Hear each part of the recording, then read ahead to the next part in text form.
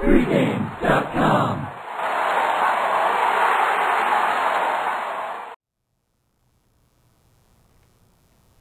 BYU, Texas, Saturday, college football. I'm Marco D'Angelo, Stephen Nover. This is a big game. Early season, BYU, Texas. BYU supposed to be a better team this year. Texas, God, you would hope they're a better team this year after last year. Yeah. First losing season in how long for the Texas Longhorns. You've got an opinion on this game. I'm going to debate you a little bit in this one, but I'm going to go ahead and throw it to you because you got the stronger opinion. Who do you like in this game? Well, I'm not going to tippy-toe around. I like Texas. Pretty strong in this game. They have a lot to prove after last year, but having a lot to prove and actually doing it, two different things. I believe they can do it. I'll start off with the Texas side, then you can jump in, and because I think they have a strong opinion any time when you're handicapping a game. You have to like one side and not like the other side, and they each have to be kind of equal weight to put out a play. And in this case, first I'll talk about Texas. They made a big off-season hire. They brought in the offensive coordinator from Boise State. Brilliant guy, Harsin, I believe his name is Brian Harsin, and he is already incorporating some of those Boise State plays and gadgets and systems into Texas, and it paid off in their opener. They buried Rice in their opener. Garen Gilbert, their quarterback, didn't play well last year. Looked good in this game.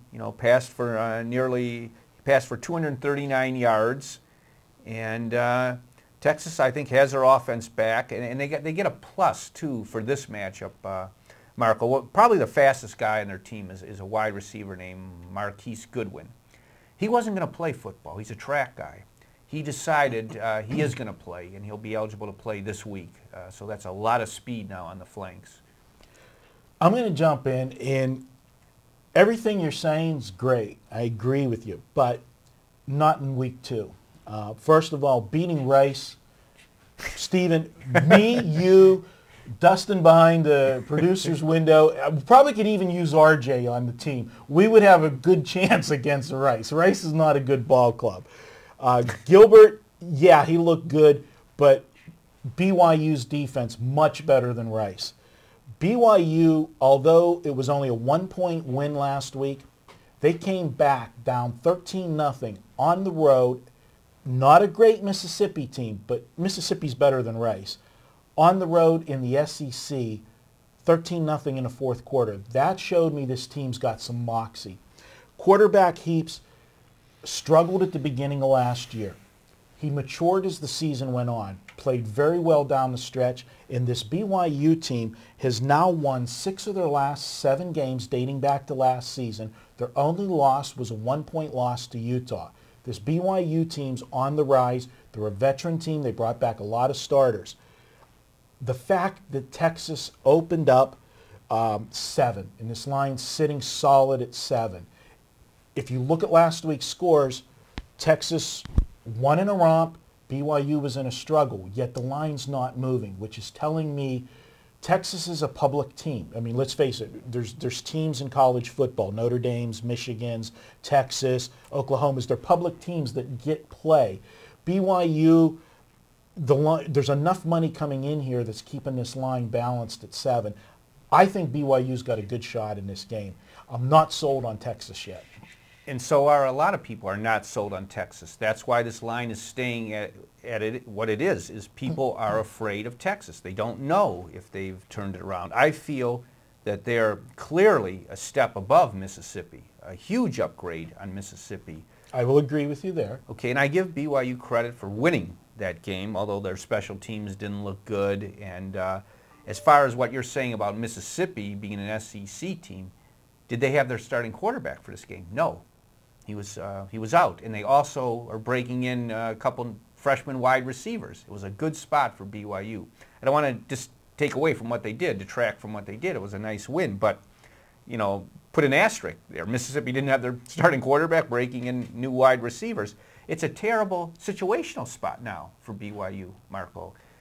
They travel all the way down south in that heat and humidity of Mississippi. I've been there in Mississippi. I know what it's like there, and it's not pleasant. And Now they got to go on the road a second straight week to Texas. Not an easy place to play. The following week, they have their first home game against in-state rival Utah. And that's a game they're going to be up for. So this is a tough situational spot for them. Texas, really has a lot to prove. Look at BYU's history last year when they traveled outside their mountain region. They went to Florida State, lost 34-10. They traveled to Fort Worth, Texas, take on TCU, lost 31-3. They do not have a good track record, a recent track record of traveling out of the Mountain West, going out of their mountain region. And they've been able to do very well in there when they were in conference because they were bigger than these Mountain West teams and West Coast teams that they played. They're not going to be bigger than Texas. They're not going to be faster. They're not going to have the better athletes. So I don't think it's a leap of faith to get on Texas here, lay this touchdown, and there's a class difference here.